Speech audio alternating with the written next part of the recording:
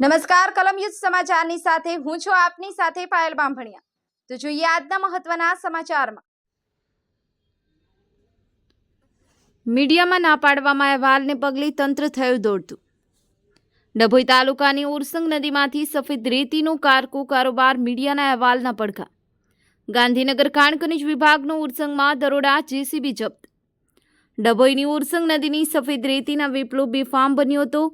કર્ણિત નદીની સફેદ રેતી સોનાના ભાવે વેચાય છે, જેને લઈને ભૂમાફિયાઓએ ઉરસંગ નદીમાંથી તીરા પૂરણને નેવે મૂકી ખોદકામ કરવામાં આવ્યું છે। સાથે સાથે રાતના અંધારામાં નદીની ભેખડો પણ ખોદી નાખી છે।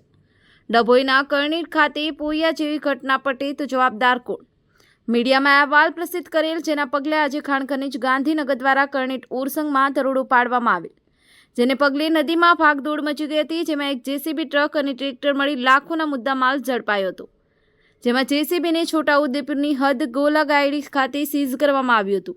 હવે પ્રશ્ન એ છે કે ખાણ ખનીજ નદીમાં માપણી કરી કેટલો દંડ ફટકારે છે, જેના પર સૌ મીટ માંડીને બેઠા છે।